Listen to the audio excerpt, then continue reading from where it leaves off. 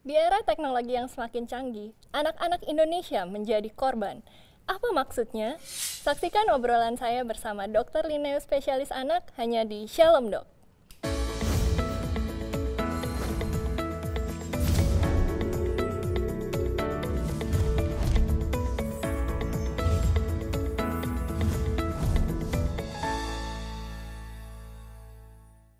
Shalom Dr. Lineus. Shalom. Bisa nggak sih dok ceritain fenomena di Indonesia nih dok gimana? Kan banyak banget orang yang anak-anak yang baru lahir itu juga udah dikasih mainan gadget, kalau nangis tinggal dikasih gadget gitu dok. Iya, ini pemandangan sehari-hari nih kalau saya praktek gitu, ya kan. Kalau anak kita belum periksa, ibunya baru cerita udah nendang-nendang, pukul sana pukul sini, nangis, teriak nggak karuan.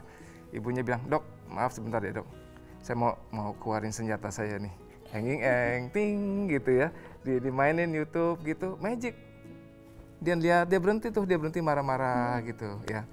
Nah ini memang sehari-hari juga pertanyaan tiap hari lah. Jadi misalnya ibunya bilang, dok anak saya nggak bisa makan kalau nggak ditemenin gadget gitu. That's everyday questions ya. Tapi saya pikir gini, let's say lah saya ambil contoh tentang proses makan yang ditanya tadi. Ini menarik bahwa budaya pragmatis ini prinsipnya adalah bagaimana orang tua maunya supaya porsi yang dia kasih itu dihabiskan pokoknya. Caranya nonton nomor 2 gitu. Dan kedua dia maunya usahakan porsi yang dia kasih tuh habis cepet-cepetnya, betul nggak? Supaya dia atau pengasuh lainnya bisa punya waktu untuk kerjaan yang lain, kerjaan kantor atau kerjaan rumah, or even yang lagi populer punya me time yang lebih misalnya begitu. Lebih cepat, lebih baik misalnya gitu. Tapi tahu nggak sih sebenarnya gitu misalnya, bahwa di proses makan itu ada proses belajar yang sangat signifikan buat anak-anak balita kita. Ya, mungkin Dr. Jesslyn sadar juga bahwa proses makan itu ada beberapa, termasuk yang pertama buat diri itu anak. Waktu dia ngunyah, ya kan? Waktu dia ngunyah dia mulai ngerasa, waduh, nih makanan gede banget nih. Kalau aku telan nih, aku bisa keselak, aku potong kecil-kecil lah. Gitu. Wah, nih emak gua ngasih kacang nih, keras nih, mesti gigitnya kenceng nih, jebret, wah baru hancur. Terus juga ada proses yang namanya sense of satiety. Jadi dia tahu kapan kenyang. Nah, kapan saya kenyang, saya bisa bilang enggak gitu. Enggak, udah cukup misalnya gitu. Dia tahu itu, ya. Dan satu lagi itu dalam diri si anak baru adalah interaksi sosial. Nah, ini pada waktu makan ya, dulu mungkin kita sering lihat ibu-ibu menari-nari, cerita-cerita waktu anaknya makan. Sekarang hampir nggak ada. Padahal waktu proses makan ya, sebenarnya banyak proses belajar yang itu anak bisa terima. Contohnya Dr. Jesslyn, misalnya dia dikasih makan, makanan itu dia nggak suka misalnya gitu. Edukasi masuk. Nah, ini makan nggak cuma buat kamu mulutnya suka enak gitu. Ini buat nutrisi kamu misalnya gitu. Juga waktu makan itu ada proses yang namanya dia tahu bagaimana respect gitu. Jadi orang tua bilang, ini mami, nih papi udah siapin nih makanan nih. Kok kamu begitu aja nggak mau makan? Ya kamu hargai. Nah dia belajar menghargai gitu. Atau pada waktu dia kenyang dia akan bilang, misalnya nggak mau gitu. Nah, hai, ya be manner misalnya.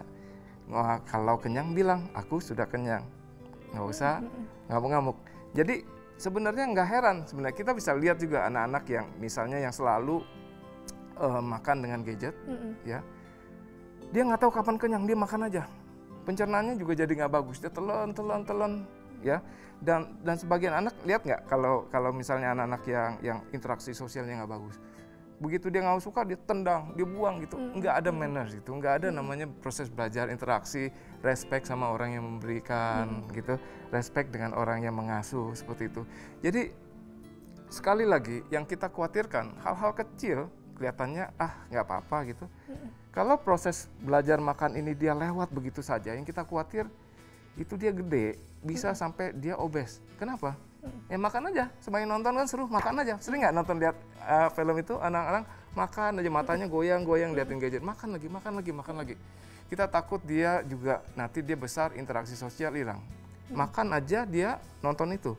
dia nggak pusing sama orang lain sekitarnya, nggak ada respect juga sama orang lain sekitar. Saya rasa itu hal-hal baru hal kecil kali ya, saya rasa yang kita perlu perhatikan dari awal.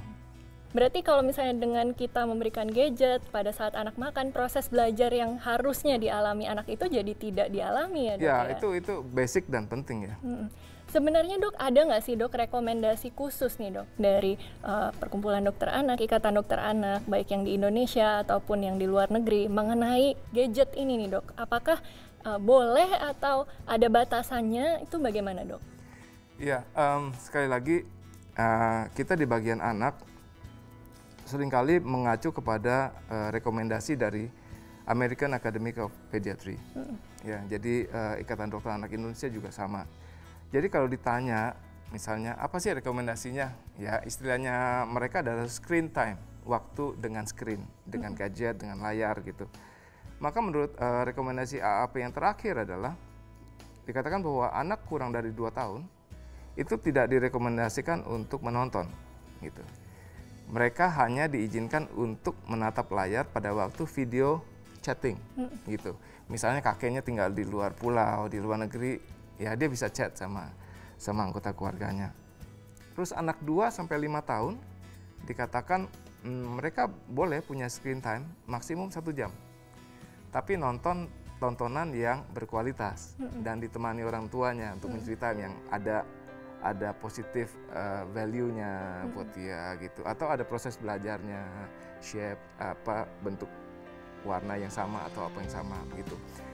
Itu oke. Tapi buat anak yang 6 tahun ke atas menarik bahwa mereka tidak memberikan jam loh. Berapa jam gitu nggak ada. Padahal kita lagi nunggu-nunggu nih berapa jam gitu, nggak ada. Dia hanya bilang bahwa usahakan pemakaian gadget 1, tidak mengganggu waktu tidur. Berapa waktu tidur? 10-12 jam. Kedua, tidak mengurangi aktivitas fisik atau dalam hari ini dia intens olahraga gitu. Itu minimal 1 jam. Tidak mengurangi waktu untuk berinteraksi sosial. Itu makan dengan keluarga, ngobrol gitu, ya.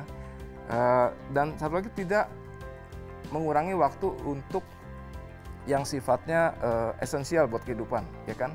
Makan, minum, mandi, buang air besar, ya ngurus diri gitu, ya kan? Itu dikatakan jangan sampai mengurangi waktu itu.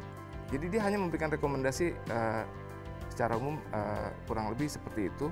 Dan saya pikir ini relevan. Relevan dalam arti gini, makanya kita nggak mau lihat anak-anak kita yang udah teens, yang sudah belasan, even sampai lupa mandi, lupa makan, ya kan main gadget. Jadi pikir wah, oke, bisa diterapin dalam sehari-hari. Jadi kita mesti supervisi kepada mereka juga. Selain kita punya guidelines. Dr. Justin mungkin bertanya gitu ya, mungkin orang tanya, kok strict amat ya? Strict amat sih, sejam gitu buat anak 2-5 tahun misalnya gitu. Saya ambil contoh. Ini menarik loh. Jadi gini, penelitian akhir-akhir ini memang sangat masif ya, sangat maju. Ya, Dr. Jesslyn juga mungkin sering baca. Itu penelitian menunjukkan bahwa anak-anak yang pemakaian gadgetnya pada usia 2 tahun itu berlebihan waktunya. Ternyata setelah diteliti pada waktu anak itu umur 3 tahun, ya, perkembangan motoriknya, ya, kemampuan dia menyelesaikan masalah, problem solving, ya, sama kemampuan dia berkomunikasi secara sosial itu lebih rendah dibandingkan anak seumurnya yang waktu dia 3 tahun dengan penggunaan waktu gadget yang lebih sedikit. Lalu penelitian berikutnya masuk lagi, anak-anak yang menggunakan gadget lebih dari waktu yang disarankan pada usia 3 tahun, maka pada waktu dia 5 tahun dites, itu perkembangan yang saya sebut tadi itu juga lebih buruk dibandingkan orang yang tidak menggunakan selama itu. Jadi kalau kita bilang strict, iya strict, tapi ada alasannya ternyata. Tadi kan kita udah bahas tentang rekomendasi nih Dok. Itu kira-kira cara ngitungnya gimana nih Dok? Berarti kan kalau misalnya di atas 5 tahun itu Dok, itu berarti kan kalau kita hitung sama-sama ya mungkin pemirsa yang punya anak-anak yang di atas 5 tahun mau ngitung nih bareng-bareng. Anggaplah misalnya jam anak tidur berapa? Ya.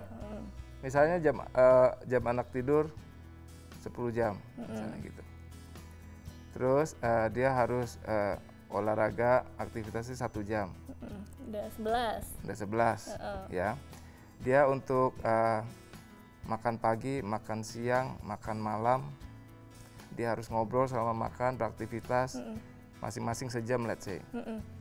3 jam, udah berapa? 14. Udah 14 jam. Lalu dia untuk dia punya ngurus diri sendiri, yang dia harus mandi, makan, buang air besar, buang air kecil, segala macam, bersih-bersih, kamarnya segala macam, ambillah 2 jam. Udah berapa jam kita? 16. Udah 16? Ya hitung sendiri, gitu. Jadi berarti kalau 24 jam kurangin segitu, maksimum mereka paling dapat sekitar 8 jam waktu dengan gadgetnya. Itu dengan perhitungan yang minimal tadi.